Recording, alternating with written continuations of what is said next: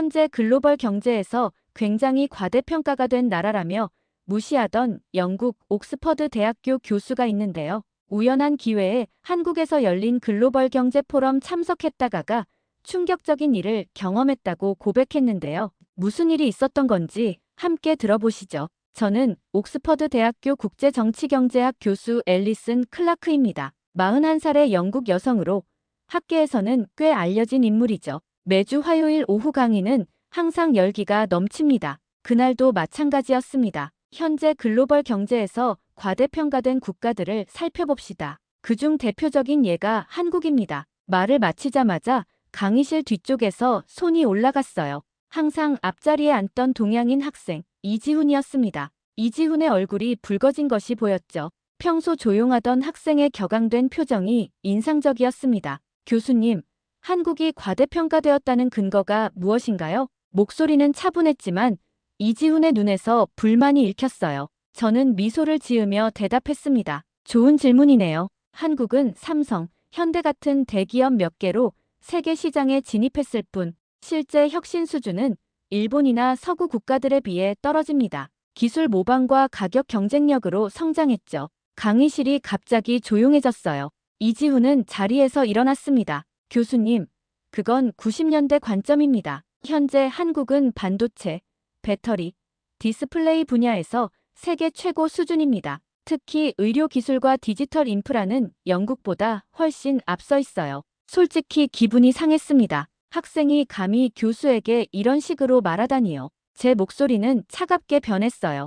이지훈 학생, 나는 20년간 국제경제를 연구해왔어요. 한국의 성과는 인정하지만 그건 특정 분야에 국한된 일시적 현상입니다. 얼마나 지속될지는 의문이죠. 이지훈의 표정이 더 굳어졌습니다. 그는 자리에 앉으며 마지막으로 말했어요. 교수님, 직접 한국에 가보신 적 있으신가요? 아니요. 그런 적은 없었습니다. 아시아는 일본과 중국만 방문했을 뿐이죠. 하지만 그건 인정하고 싶지 않았어요. 제 자존심이 상했습니다. 데이터와 연구 결과로 충분히 판단할 수 있습니다. 다음 주제로 넘어가죠. 강의를 마치고 연구실로 돌아오는 길, 이지훈과의 논쟁이 계속 머릿속에 맴돌았어요. 내가 너무 단정적이었나? 아니, 나는 객관적 사실을 말했을 뿐이야.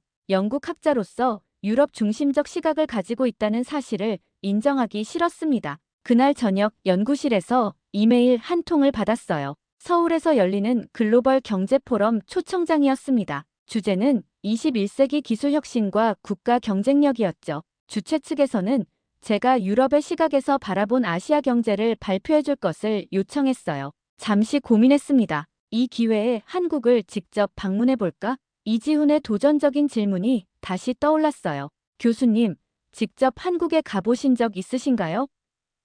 이 질문에 대한 답을 바꿀 기회였습니다. 참석하겠습니다. 라고 답장을 보냈어요. 그때까지만 해도 이 결정이 제 인생을 완전히 바꿔놓을 거라고는 상상도 못했습니다. 그리고 그 변화는 제가 예상한 방식과는 전혀 달랐죠. 인천공항에 도착했을 때 첫인상은 깨끗하고 효율적이었어요. 하지만 특별할 것은 없었습니다. 공항 철도를 타고 서울로 향하는 동안 창밖 풍경은 어딘가 익숙하면서도 낯설었죠. 고층 아파트들이 빽빽하게 들어선 모습이 눈에 들어왔습니다.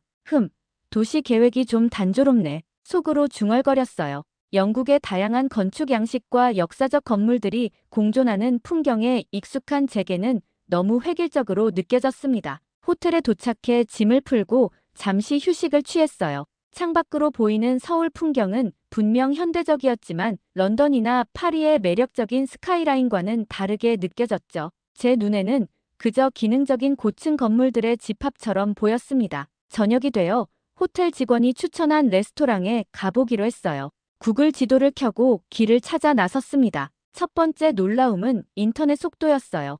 영국에서는 상상할 수 없을 정도로 빨랐죠. 하지만 그것만으로 인상이 바뀌진 않았습니다. 거리는 생각보다 깨끗했어요. 사람들은 바쁘게 움직였고 네온 사인이 빛나는 상점들이 즐비했습니다. 분명 활기찬 도시였지만 제 마음속에는 여전히 의구심이 있었죠. 과연 이 나라가 정말 미래를 선도하고 있을까? 레스토랑에서 식사를 마치고 호텔로 돌아오는 길, 스마트폰으로 내일 있을 포럼 발표 자료를 다시 한번 검토했어요. 제 발표 주제는 기술 혁신의 허와 실 유럽의 시각이었죠. 솔직히 한국에 대한 부분은 다소 비판적으로 작성해 두었습니다. 한국은 몇몇 분야에서 성과를 냈지만 진정한 혁신 생태계 구축에는 실패했다. 대기업 중심 구조와 모방적 기술 발전은 장기적 성장의 한계점이다. 이런 내용이었어요. 그때까지만 해도 제 생각은 확고했습니다. 한국은 과대평가된 나라라고요. 호텔방에 돌아와 침대에 누우며 내일 포럼에서 이지훈 같은 사람들의 반응을 어떻게 대처할지 생각했어요. 그들의 자부심을 건드린다 해도 학자로서 객관적 사실을 말하는 것이 제 의무라고 생각했습니다. 다음 날 아침, 포럼장으로 향하는 택시 안에서 서울의 아침 풍경을 지켜봤어요. 출근하는 사람들, 커피숍에 줄 선 직장인들, 등교하는 학생들, 어느 대도시와 다를 바 없어 보였죠. 포럼장에 도착해 등록을 마치고 발표자 대기실로 향했습니다. 그곳에서 다양한 국적의 전문가들과 인사를 나눴어요. 일본, 미국, 독일, 그리고 물론 한국 학자들도 있었죠. 그들과 나누는 대화는 흥미로웠지만 제 관점을 크게 바꾸진 못했습니다. 오전 세션이 시작되고 저는 집중해서 다른 발표자들의 이야기를 들었어요. 특히 한국의 배터리 기술에 관한 발표가 있었는데 꽤 인상적이었죠. 하지만 여전히 의구심은 남아 있었습니다. 발표 자료의 화려함에 속지 말자고 스스로 다짐했어요. 점심시간, 뷔페에서 식사를 하며 참석자들과 대화를 나눴습니다. 한 한국인 기업가가 다가와 인사를 건넸어요. 클라크 교수님, 오후 세션에서 교수님 발표가 기대됩니다. 유럽의 시각을 듣는 것은 항상 중요하죠. 공손하게 답했지만 속으로는 내 발표 내용을 알면 그렇게 기대하진 않을 텐데 라고 생각했습니다. 식사를 마치고 다시 발표장으로 향하는 길, 갑자기 배에 묵직한 통증을 느꼈어요. 화장실에 다녀온 후 괜찮아졌지만 조금 불편한 느낌은 남아 있었습니다. 긴장 때문이겠지. 오후 세션이 시작되었고 곧 제 차례가 다가왔어요. 발표 자료를 최종 점검하며 평소처럼 자신감을 갖자고 스스로를 다독였습니다. 하지만 몸 상태가 썩 좋지 않았어요. 배의 불편함이 계속되었죠. 그리고 제 이름이 호명되었습니다. 단상으로 올라가며 이 순간이 제 인생의 전환점이 될 거라고는 전혀 예상하지 못했어요. 그것도 발표 내용 때문이 아니라 제 몸에서 일어나는 변화 때문에. 유럽의 관점에서 본 21세기 기술 혁신의 허와 실. 발표를 시작한 지 약 5분 정도 지났을 때였습니다. 갑자기 배에서 찌르는 듯한 통증이 밀려왔어요. 잠시 말을 멈추고 물을 한 모금 마셨습니다. 괜찮아질 거라 생각했죠. 하지만 통증은 점점 심해졌어요. 한국의 기술 발전은 분명 인상적이지만 말을 이어가려는데 더 강한 통증이 밀려왔습니다. 식은땀이 흘러내리기 시작했어요. 청중들의 표정이 점점 의아해지는 게 보였죠. 제 얼굴이 창백해지고 있다는 걸 느꼈습니다. 죄송합니다. 잠시만요. 마이크를 붙잡고 겨우 말을 이었지만 다리에 힘이 풀렸어요. 단상에서 휘청거렸고 그때 누군가 재빨리 다가와 제 팔을 잡아주었습니다. 괜찮으세요? 얼굴이 너무 하얗네요. 한국인 진행자였어요. 그의 얼굴에 걱정이 가득했습니다. 대답하려 했지만 너무 아파서 말이 나오지 않았어요. 그 순간 오른쪽 아랫배에 마치 칼로 찌르는 듯한 극심한 통증이 몰려왔습니다. 무릎이 꺾였고 바닥에 주저앉았어요. 의사 선생님, 회의장에 의사 없으십니까? 진행자의 외침이 흐릿하게 들렸습니다. 시야가 흐려지기 시작했어요. 공포감이 밀려왔습니다. 외국에서, 그것도 발표 중에 이런 상황이 생기다니. 머릿속이 하얘졌어요. 누군가 달려와 제 맥박을 확인했습니다. 의사인 듯한 참석자였어요. 응급실로 바로 가야 합니다. 맹장염 같습니다. 다른 사람들이 모여들었고 누군가 구급차를 불렀다고 했어요. 그 사이 통증은 더욱 심해져 몸을 웅크릴 수밖에 없었습니다. 의식은 있었지만 주변 소리가 점점 멀어지는 것 같았어요. 괜찮아요. 곧 구급차가 도착할 거예요. 누군가 내 손을 잡고 말했습니다. 영어였지만 강한 억양이 있었어요. 눈을 겨우 떠보니 젊은 한국인 남성이었습니다. 강의실에서 봤던 얼굴 같기도 했어요. 이지훈? 희미하게 물었습니다. 그는 놀란 표정으로 고개를 끄덕였어요. 교수님, 알아보시네요. 네, 저 이지훈입니다. 포럼에 참관하러 왔다가 걱정 마세요. 이제 곧 구급차가 올 겁니다. 아이러니했어요. 강의실에서 논쟁했던 학생이 이런 상황에서 저를 돕고 있다니. 그때 구급대원들이 들어왔고 빠르게 상황을 파악한 후 저를 들것에 실었습니다. 맹장염이 의심됩니다. 서울대학교 병원으로 이송하겠습니다. 한국어로 대화하는 소리가 들렸어요. 이지훈이 통역해 주었죠. 교수님, 맹장염 같다고 합니다. 지금 바로 병원으로 가야 해요. 구급차 안에서 산소 마스크를 쓰고 누운 채 이질적인 느낌이 밀려왔습니다. 낯선 나라, 낯선 의료 시스템, 언어도 통하지 않는 상황. 영국에서였다면 어땠을까 생각했어요. NHS의 긴 대기 시간과 복잡한 절차가 떠올랐습니다. 구급차는 사이렌을 울리며 빠르게 움직였어요. 창문 너머로 지나가는 서울의 풍경이 흐릿하게 보였습니다. 통증 때문에 생각이 정리되지 않았어요. 그저 빨리 도착했으면 하는 바람뿐이었죠. 이지훈은 계속 제 곁에 있었습니다. 구급대원과 대화하며 상황을 통역해 주었어요. 교수님, 10분 내로 병원에 도착한대요. 걱정 마세요. 고마웠지만 대답할 힘이 없었습니다. 그저 끄덕일 뿐이었어요. 통증이 파도처럼 밀려왔다 잦아들었다를 반복했습니다. 마침내 구급차가 멈췄고 들것이 내려졌어요. 응급실로 빠르게 이송되는 동안 수많은 의료진이 분주하게 움직이는 모습이 보였습니다. 영국과는 확연히 다른 긴박함과 효율성이 느껴졌어요. 응급실 침대에 옮겨지는 순간 한 의사가 다가왔습니다. 안녕하세요. 저는 차민석 내과 전문의입니다. 영어로 대화할 수 있어요.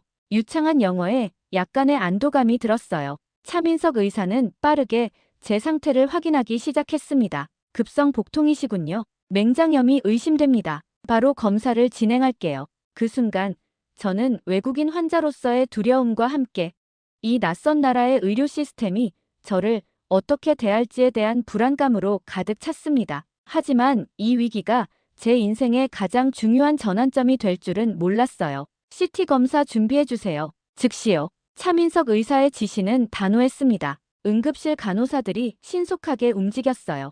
영국에서라면 검사를 받기까지 몇 시간, 심지어 하루 이상 기다려야 할 상황이었죠. 하지만 놀랍게도 저는 10분도 안 되어 CT실로 이동했습니다. 클라크 교수님, 이 검사는 5분 정도 걸릴 거예요. 최대한 편안하게 누워 계세요. 차민석 의사가 부드럽게 말했어요. 통증 때문에 여전히 괴로웠지만 그의 전문적인 태도에 약간의 안정감을 느꼈습니다. 검사가 끝나고 다시 응급실 병상으로 돌아왔어요. 놀랍게도 차민석 의사는 이미 결과를 확인하고 있었습니다. 급성 충수염입니다. 지금 당장 수술이 필요해요. 충수가 거의 파열 직전이에요. 순간 더 큰 공포가 밀려왔어요.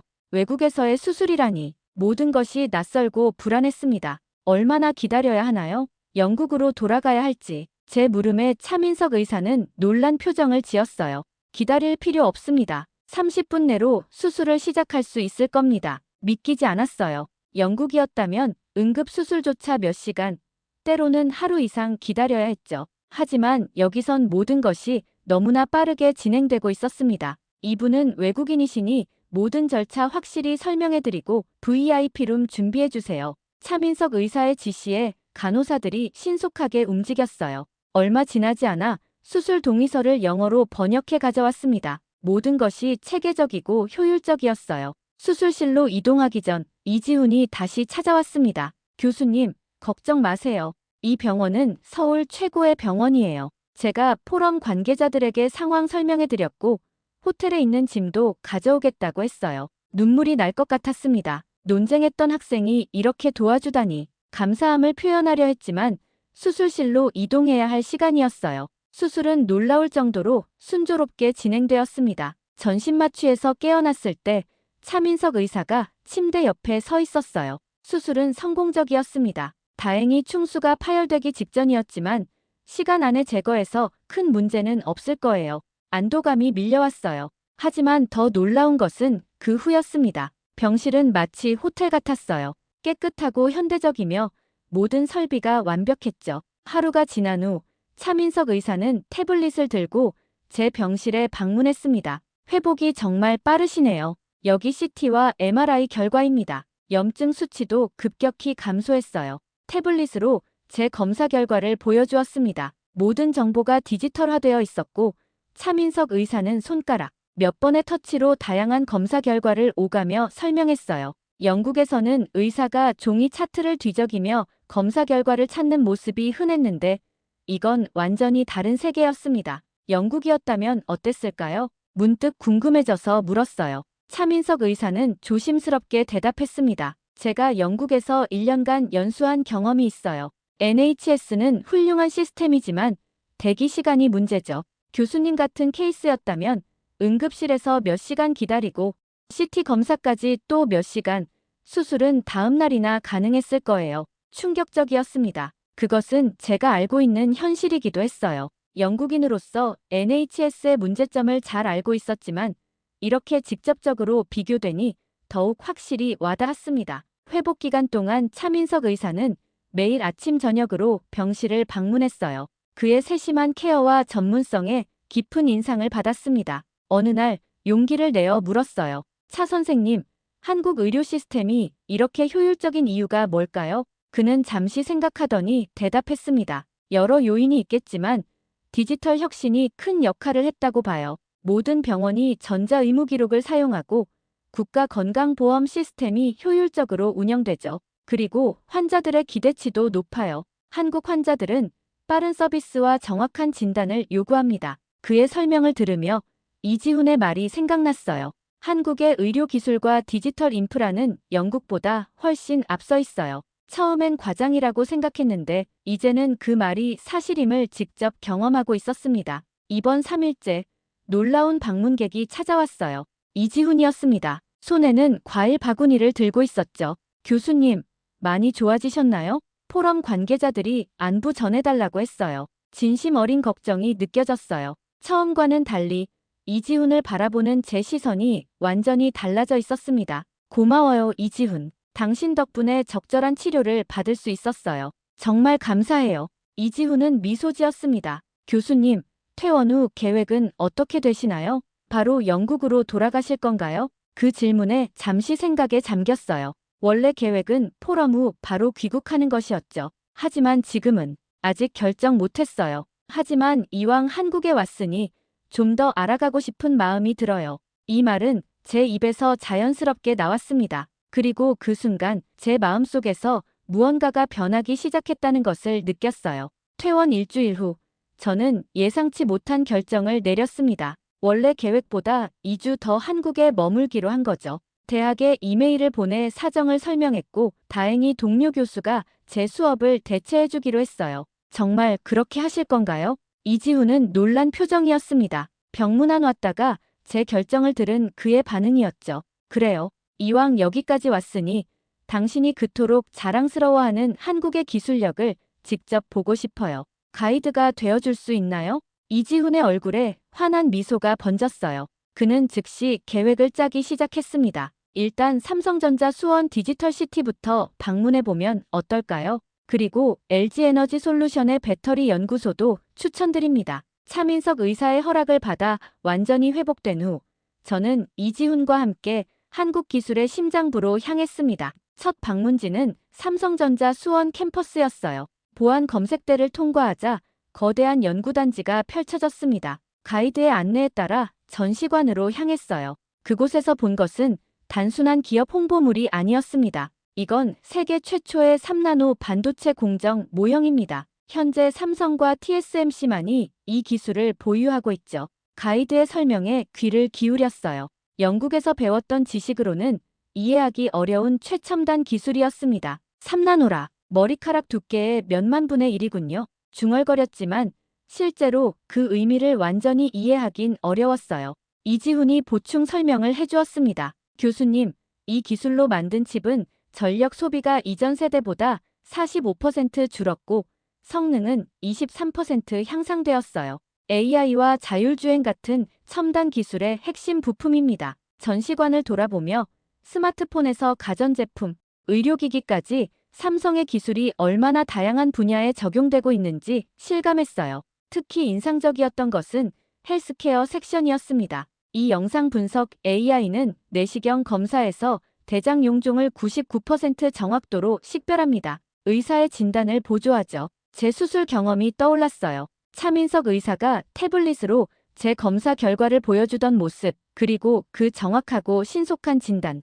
모든 것이 연결되는 것 같았습니다. 다음 방문지는 LG 에너지 솔루션의 연구소였어요. 전기차 배터리 기술의 최전선을 목격했습니다. 이 배터리는 10분 충전으로 400km를 달릴 수 있습니다. 현재 유럽이나 미국의 어떤 업체도 따라오지 못하는 기술이죠. 연구원의 자신감 넘치는 설명에 처음엔 의심스러웠어요. 하지만 실제 데이터와 테스트 결과를 보고 나니 부정할 수 없었습니다. 영국의 롤스로이스나 독일의 BMW조차 이 기술을 도입하기 위해 협력하고 있다는 사실이 놀라웠죠. 유럽은 어떻게 이렇게 뒤처지게 된 걸까요? 제 질문에 이지훈은 조심스럽게 대답했습니다. 선택과 집중의 차이라고 생각해요. 한국은 작은 나라니까 살아남으려면 특정 분야에서 세계 최고가 될 수밖에 없었어요. 반도체, 배터리, 디스플레이, 이런 분야에 국가적 역량을 집중했죠. 그의 말이 가슴에 와닿았어요.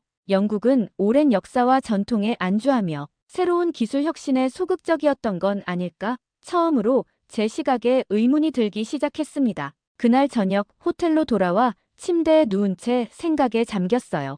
유럽 중심적 시각으로 한국을 판단했던 제 자신이 부끄러워졌습니다. 영국의 NHS가 환자를 몇 시간씩 기다리게 하는 동안 한국은 디지털 혁신으로 의료 서비스의 질을 높이고 있었죠. 유럽이 전통적인 자동차 산업에 안주하는 사이 한국은 이미 전기차의 심장인 배터리 기술에서 앞서가고 있었고요. 다음 날은 더 놀라운 경험이 기다리고 있었습니다. 인천의 스마트시티 프로젝트 현장을 방문했어요. 이 도시는 처음부터 디지털 인프라를 기반으로 설계되었습니다. 모든 교통, 에너지, 쓰레기 처리가 AI로 최적화되죠. 담당자의 설명을 들으며 미래 도시의 모습을 직접 목격했어요. 쓰레기통에 센서가 부착되어 꽉 차면 자동으로 수거 요청이 가고 도로의 센서가 교통량을 실시간으로 분석해 신호등을 조절했죠. 런던에서 한창 논의 중인 스마트시티 계획이 여기선 이미 현실이 되어 있었습니다.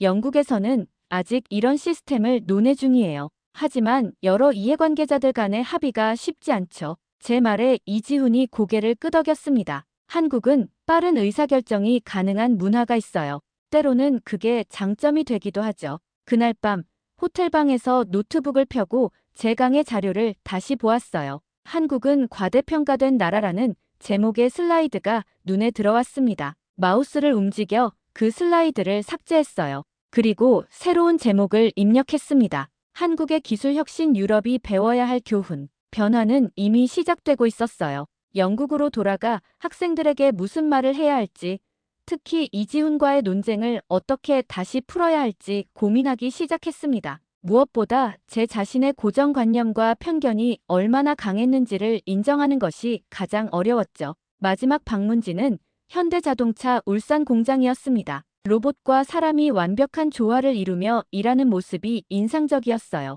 이 공장의 자동화율은 85%입니다. 하지만 동시에 1만 명 이상의 인력이 함께 일하죠. 기술이 일자리를 대체하는 게 아니라 더 나은 일자리를 만든다는 철학입니다. 담당자의 설명에 깊이 공감했어요. 영국에서는 자동화가 일자리 감소로 이어질 것이라는 두려움이 팽배했죠. 하지만 여기서는 기술과 인간의 공존이 가능하다는 걸 보여주고 있었습니다. 방문을 마치고 서울로 돌아오는 길, 창밖으로 보이는 한국의 풍경이 처음과는 완전히 다르게 느껴졌어요. 이제 그저 고층 건물의 숲이 아니라 역동적인 혁신과 발전의 상징으로 보였습니다. 이지훈, 고마워요. 당신 덕분에 제 시각이 많이 바뀌었어요. 이지훈은 겸손하게 미소 지었습니다. 교수님, 저도 많이 배웠습니다. 비판적 시각도 중요하다는 것을요. 한국에도 개선해야 할 점이 많으니까요. 그의 성숙한 태도에 다시 한번 감명받았어요. 옥스포드로 돌아가 제 학생들에게 이 경험을 어떻게 전할지 생각하니 가슴이 벅차올랐습니다. 한국에서의 경험은 단순한 여행이 아니라 제 학문적 관점을 완전히 바꿔놓은 전환점이 되었어요. 마지막 밤 서울의 야경을 내려다보며 생각했습니다. 내가 얼마나 좁은 시각으로 세상을 보고 있었던 걸까? 이제 영국으로 돌아가 그 답을 찾아야 할 시간이었습니다. 오늘 강의는 계획을 조금 변경하겠습니다. 옥스퍼드 대학교 국제정치경제학 강의실. 저는 학생들 앞에 다시 섰습니다. 한국에서 돌아온 지 일주일, 충분히 생각할 시간이 있었어요. 강의실은 평소보다 더 많은 학생들로 가득 찼습니다. 제가 한국에서 응급수술을 받았다는 소문이 퍼진 덕분이었죠. 몇 주 전, 이 강단에서 저는 한국은 과대평가된 나라라고 말했습니다. 오늘 저는 그 말을 철회하려 합니다. 강의실이 술렁였어요. 학생들의 눈빛이 달라졌습니다. 특히 앞줄에 앉은 이지훈의 표정이 인상적이었어요. 놀란 듯 했지만 동시에 미소를 짓고 있었죠. 제가 한국에서 겪은 일을 솔직하게 나누고 싶습니다. 이것은 단순한 여행 이야기가 아닙니다. 한 학자가 자신의 편견과 맞닥뜨린 경험이죠. 빔 프로젝터에 첫 슬라이드를 띄웠습니다. 위기 상황에서 경험한 한국 의료 시스템이라는 제목이었어요. 제 응급수술 경험부터 이야기를 시작했습니다. 급성 맹장염으로 쓰러진 후 10분 만에 CT 검사를 받고 30분 내에 수술실로 들어갔습니다. 영국에서라면 상상할 수 없는 속도였죠. 학생들의 표정이 놀라움으로 가득 찼어요. 특히 의대생들은 더욱 집중했습니다. 한국의 의료 시스템은 디지털 혁신을 통해 효율성과 정확성을 모두 달성했습니다. 전자의무 기록부터 AI 진단 보조 시스템까지 의사들이 더 나은 결정을 빠르게 내릴 수 있도록 지원하죠. 슬라이드를 넘겼습니다. 삼성전자와 LG에너지솔루션 방문 사진이 나왔어요. 반도체와 배터리 기술에서 한국은 이미 세계를 선도하고 있습니다. 유럽이 전통적 산업에 안주하는 사이, 한국은 미래 산업의 핵심 기술을 선점했죠. 학생들 사이에서 수군거림이 들렸습니다. 특히 맨 뒷줄에 앉은 한 학생이 손을 들었어요. 해리였습니다. 영국 정치경제학과의 수재로 알려진 학생이죠. 교수님, 그건 단순히 개인적 경험에 기반한 감상적 평가 아닌가요? 한두 가지 기술에서 앞서 있다고 해서 전체적인 국가 경쟁력이 높다고 할 수는 없습니다. 예상했던 질문이었어요. 과거의 저와 똑같은 생각이었죠. 미소를 지으며 대답했습니다. 좋은 지적입니다, 해리. 하지만 이건 단순한 감상이 아닙니다. 데이터로 증명할 수 있어요. 다음 슬라이드로 넘어갔습니다. 세계 특허 출원 현황, R&D 투자 비율, 첨단 기술 수출 비중 등의 그래프가 등장했어요. 국가 규모 대비 한국의 기술 혁신 지표는 세계 최상위권입니다. 특히 미래 산업의 핵심 분야에서요. 우리는 종종 GDP나 군사력 같은 전통적 지표로만 국가를 평가하는 실수를 범하죠. 해리는 여전히 납득하지 못한 표정이었습니다. 다시 손을 들었어요. 하지만 교수님, 한국은 여전히 사회적 불평등과 인구 감소 같은 심각한 문제를 안고 있습니다. 기술만으로 국가의 미래가 보장되진 않아요. 이번에는 이지훈이 반응했습니다. 해리의 말이 맞아요. 한국에는 많은 문제가 있습니다. 하지만 그건 어느 나라나 마찬가지죠. 중요한 건 문제를 해결하기 위해 어떤 접근법을 취하느냐입니다. 두 학생 사이의 대화가 이어졌어요. 과거의 논쟁과는 다른 건설적인 토론이었습니다. 저는 그들의 대화를 듣고 있다가 마침내 개입했어요. 여러분, 이것이 바로 제가 오늘 전하고 싶은 핵심입니다. 우리는 종종 다른 나라, 다른 문화를 이해할 때 자신의 경험과 가치관만을 기준으로 삼습니다. 하지만 직접 경험하고 열린 마음으로 접근할 때 우리의 시각은 넓어질 수 있어요. 학생들의 눈빛이 달라졌습니다. 특히 해리의 표정에 변화가 보였어요. 여전히 의구심은 있지만 생각할 거리를 던져준 것 같았습니다. 다음 슬라이드로 넘어가 보겠습니다. 한국의 디지털 혁명에 대해 이야기해 볼게요. 강의는 예상보다 활기차게 진행되었습니다. 학생들의 질문이 끊이지 않았고 때로는 열띤 토론으로 이어졌죠. 저는 한국에서의 경험을 있는 그대로 전달하려 노력했어요. 장점만이 아니라 개선이 필요한 부분도 함께요. 강의가 끝나고 해리가 다가왔습니다. 교수님, 솔직히 아직 완전히 설득되진 않았습니다. 하지만 제 시각이 제한적일 수 있다는 점은 인정해요. 다음 학기에 교환학생으로 서울대에 지원해볼까 생각 중입니다. 미소를 지었어요. 이것이야말로 교육의 진정한 목적이 아닐까요? 학생들이 스스로 생각하고 더 넓은 세계를 경험하도록 영감을 주는 것. 훌륭한 결정이에요, 해리. 직접 경험하는 것보다 나은 교육은 없습니다. 강의실을 나서는 길. 이지훈이 기다리고 있었어요. 교수님, 정말 감사합니다. 한국에 대한 인식을 바꿔주셔서요. 고개를 저었습니다. 고마워해야 할 사람은 나예요, 이지훈. 당신이 나의 편견에 도전하지 않았다면 나는 여전히 좁은 시각 속에 갇혀 있었을 거예요. 이지훈과 나란히 걸으며 다음 강의 주제에 대해 생각했습니다. 디지털 혁명, 한국의 진짜 힘이란 제목이 떠올랐어요. 한국에서 경험한 놀라운 디지털 인프라에 대해 더 깊이 탐구할 필요가 있었습니다. 연구실로 돌아오는 길, 영국의 거리를 바라보며 이제는 다른 눈으로 세상을 보게 되었다는 것을 실감했어요. 한 나라의 실체를 이해하기 위해선 책상 위의 데이터만으로는 부족하다는 사실을요. 여러분, 오늘은 한국의 디지털 혁명에 대해 이야기해 보겠습니다. 두 번째 특별 강의가 시작되었어요. 첫 강의 후 학생들의 반응이 뜨거워 시리즈로 확장하기로 했죠. 강의실은 또다시 만석이었습니다. 제가 서울에 머물던 중 가장 놀라웠던 것 중 하나는 어디서나 이용 가능한 초고속 인터넷이었습니다. 첫 슬라이드에는 서울 지하철역에서 찍은 사진이 띄워졌어요. 승객들이 스마트폰으로 고화질 영상을 시청하거나 화상회의를 하는 모습이었죠. 지하철 안에서도 끊김없이 5G 네트워크가 작동합니다. 영국 런던의 지하철에서는 아직도 많은 구간에서 신호가 잡히지 않는 것과 비교해보세요. 학생들 사이에서 웃음이 터져 나왔어요. 모두 런던 지하철의 통신 상태를 잘 알고 있었죠. 하지만 이것은 단순한 편의성의 차이가 아닙니다. 디지털 인프라가 사회 전반에 미치는 영향을 살펴봐야 해요. 다음 슬라이드로 넘어갔습니다. 한국의 디지털 정부 서비스 화면이었어요. 한국에서는 거의 모든 행정 서비스를 온라인으로 처리할 수 있습니다. 출생신고부터 사업자 등록, 세금 납부까지요. 영국에서 여전히 종이 서류와 대면 방문이 필요한 많은 절차들이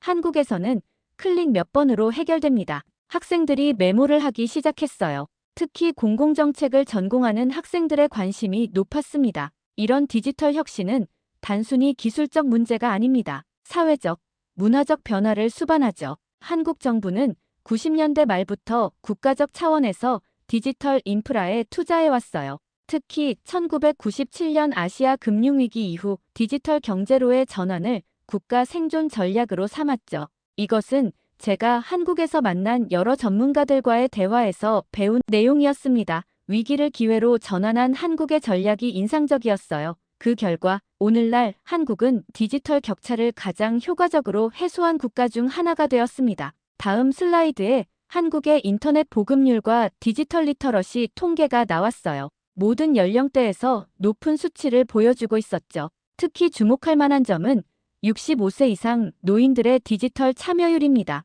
한국은 노인들을 위한 맞춤형 디지털 교육 프로그램을 국가적으로 운영하고 있어요. 그 결과 고령층의 디지털 소외 문제를 상당 부분 해소했죠. 학생 한 명이 손을 들었어요. 교수님, 그런 정책이 영국에서도 가능할까요? 우리는 정부 시스템이 매우 다르잖아요. 좋은 질문이었습니다. 가능성은 충분히 있습니다. 중요한 것은 정치적 의지와 장기적 비전이에요. 한국이 디지털 혁명에 성공한 이유 중 하나는 정권이 바뀌어도 디지털 전환이라는 국가적 목표가 일관되게 추진되었기 때문입니다. 이어서 한국의 디지털 헬스케어 시스템에 대해 설명했어요. 제가 직접 경험한 병원의 전자의무기록 시스템과 원격 진료 서비스를 소개했죠. 코로나19 팬데믹 동안 한국은 디지털 기술을 활용해 접촉자 추적과 자가격리 모니터링을 효율적으로 수행했습니다. 물론 이런 시스템은 프라이버시 문제를 제기하기도 했죠.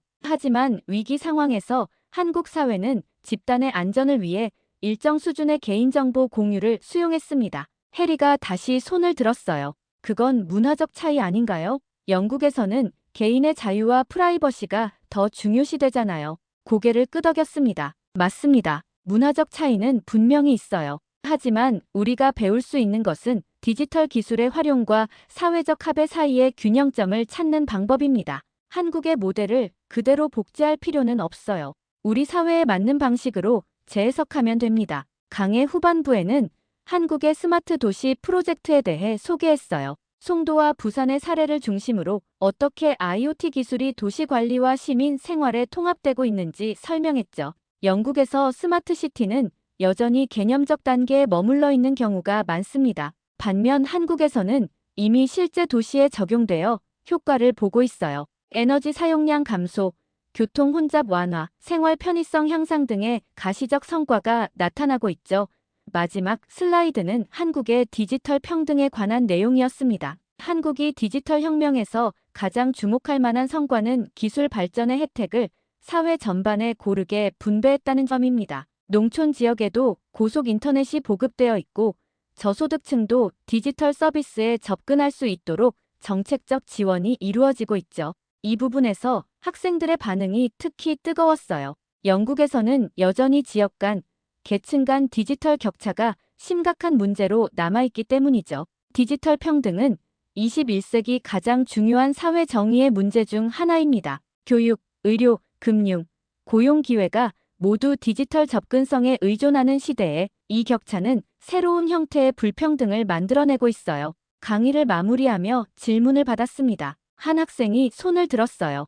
교수님, 한국의 디지털 혁명에서 배울 점은 무엇이라고 생각하세요? 잠시 생각한 후 대답했습니다. 세 가지를 꼽을 수 있겠네요. 첫째, 장기적 비전과 일관된 정책 추진. 둘째, 기술 발전과 사회적 포용성의 균형. 셋째, 위기를 변화의 기회로 전환하는 유연성이죠. 강의를 마치자 여러 학생들이 더 많은 질문을 하기 위해 몰려왔어요. 그 중에서도 놀라운 건 다음 학기 한국 교환학생 프로그램에 지원하려는 학생들이 많아졌다는 사실이었죠.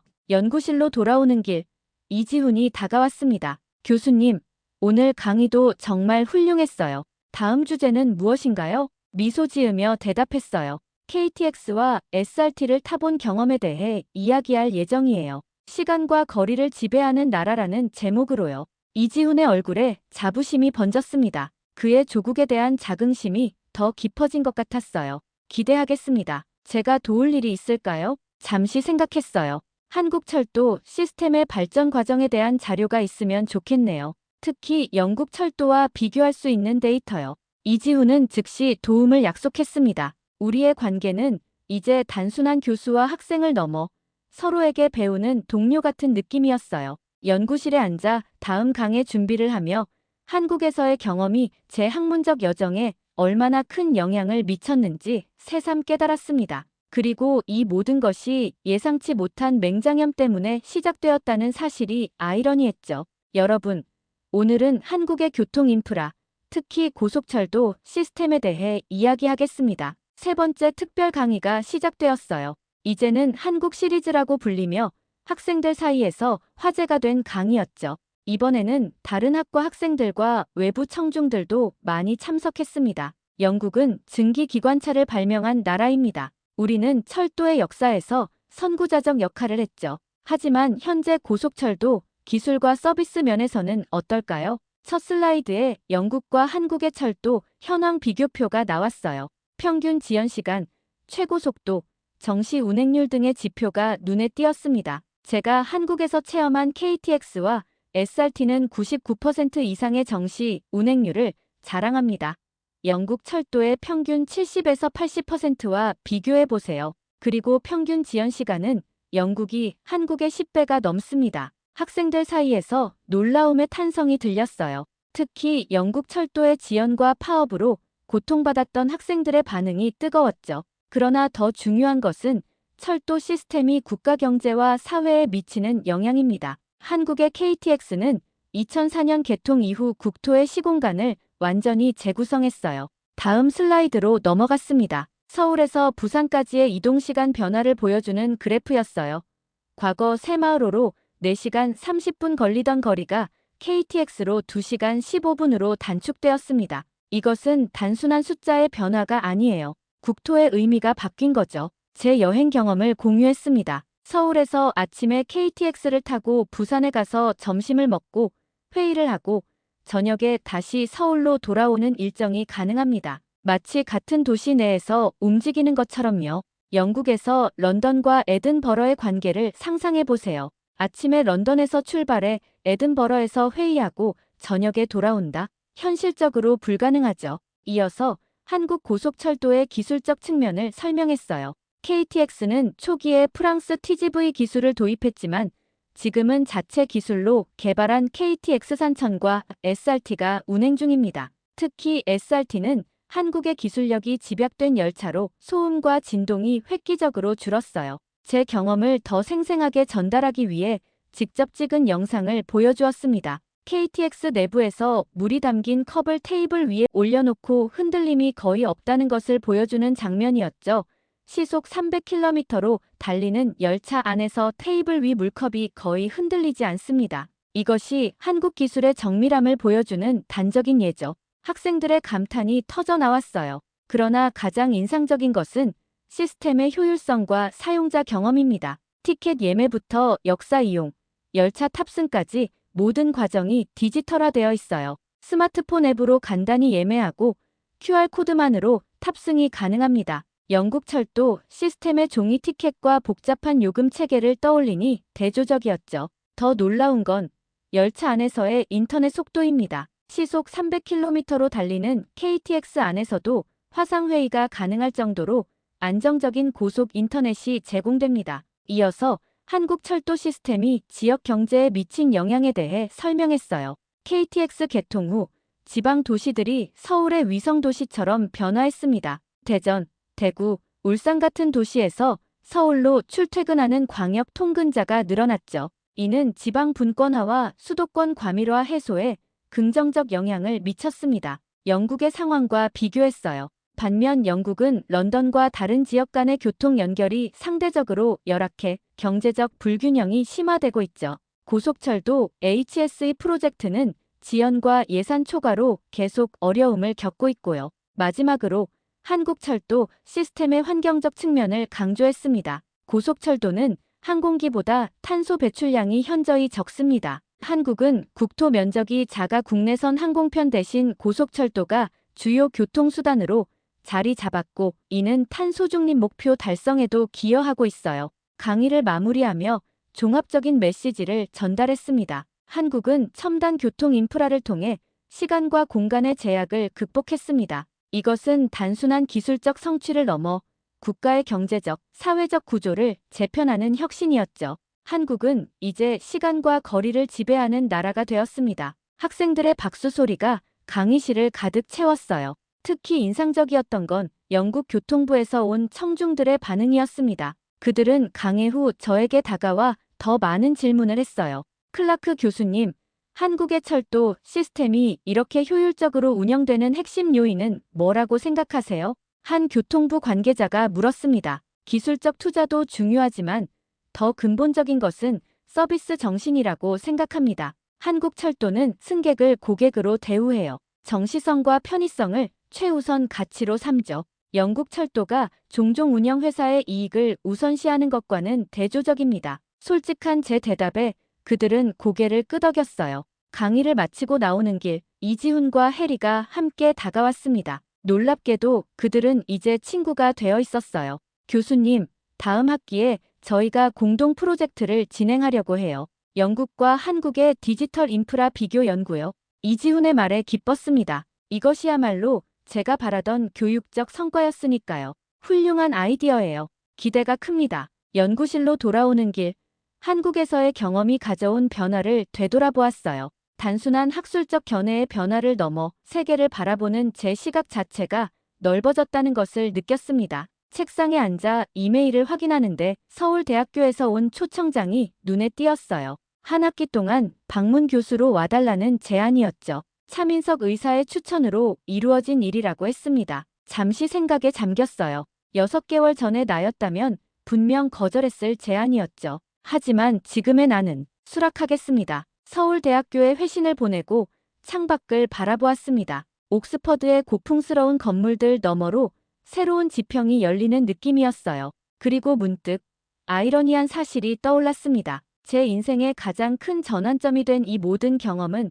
갑작스러운 그리고 고통스러웠던 맹장염 덕분에 시작되었다는 사실이요. 때로는 위기가 최고의 기회가 될 수 있다는 것을 한국은 국가적으로 그리고 저는 개인적으로 경험한 셈이었죠. 이제 저는 영국 옥스퍼드 대학교 국제정치경제학 교수 앨리슨 클라크로서 한국과 영국 사이의 새로운 이해와 협력의 다리를 놓는 역할을 하게 될 것입니다. 그리고 그 여정은 서울에서의 뜻밖의 응급실 방문에서 시작되었다는 사실을 저는 결코 잊지 않을 것입니다. 한국의 진정한 힘은 끊임없이 도전하고 하나 되어 일어서는 단결력, 그리고 더 나은 미래를 향해 나아가는 굳건한 의지. 이제 세계는 한국을 주목하고 있습니다. 다음은 어떠한 새로운 역사를 만들어갈지, 어떤 놀라운 혁신을 보여줄지 세계가 궁금해하고 있습니다. 여전히 한국은 새로운 도전은 계속되고 있습니다. 지금 이 영상을 보고 계신 분들 중에도 힘든 시간을 보내고 계신 분들도 계실 겁니다.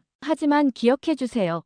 우리는 대한민국 사람입니다. 한국 전쟁을 겪고 가장 가난했던 나라에서 지금 세계 12위권 경제대국으로 만들어냈습니다. 지금 이 순간에도 열심히 살아가고 계신 여러분 모두 너무나도 자랑스럽습니다. 긴 영상 시청해 주셔서 감사합니다. 구독과 좋아요는 사랑입니다.